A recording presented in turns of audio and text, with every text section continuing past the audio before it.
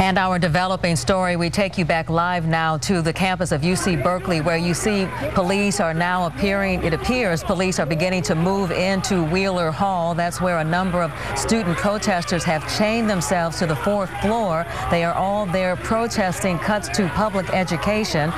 You can see that their commotion is getting more intense. There are a number of, there you saw a police officer strike at one student.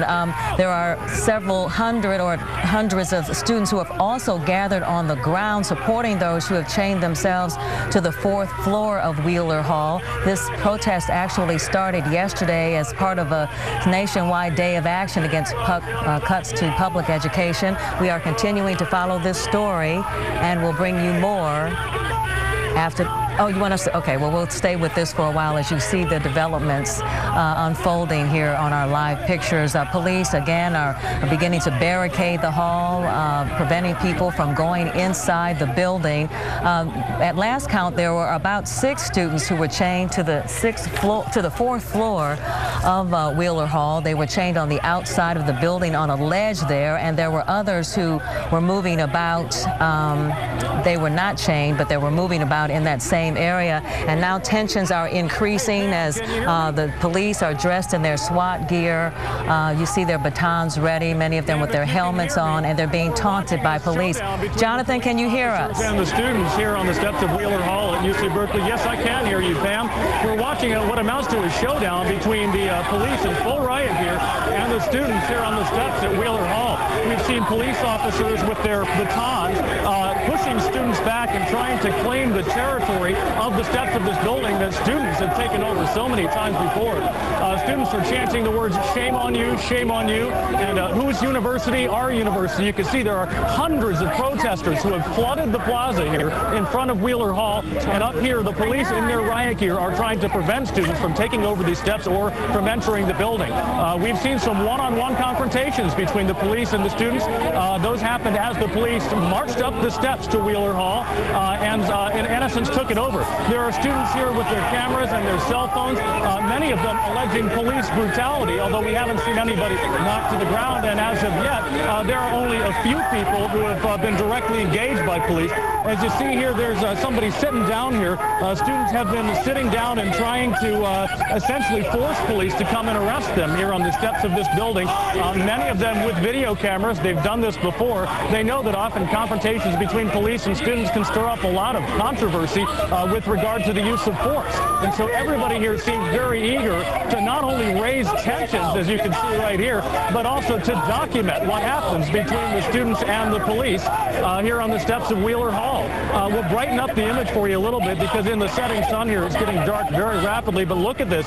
There were only a couple of hundred people here on the plaza just a few minutes ago. Now there are easily well over 1,000, and they are gathered here to watch what amounts to a very, very spirited protest about the cost of education here in California. I was just asked to take a step back by the police here. They're trying to maintain a buffer zone between the building and the students, and also between the police and the students. These students, as you can see, many of them sitting down here trying to force police to arrest them. Now, while all this is going on, you can see up here on the ledge above Wheeler Hall, there are students who are dangling their legs over there. That's how this whole protest started. These students who essentially took over this 4th floor ledge of the building, gathering attention and also gathering the ire of university officials. That's how this protest was kicked off. Now it has escalated to this gigantic gathering here on the steps of Wheeler Hall with police trying to maintain order here. Shame on you, the students are chanting as more and more of them sit down here on the steps, and police stand with their helmets on and their batons at the ready, Pam. Jonathan, are these Berkeley police or are these campus police or both? The officers who are standing directly in front of me are police from the city of Berkeley. We've also seen campus police. The campus police have been guarding the entrance to the building. But there are both police from the city and police from the university present here on the steps of Wheeler Hall.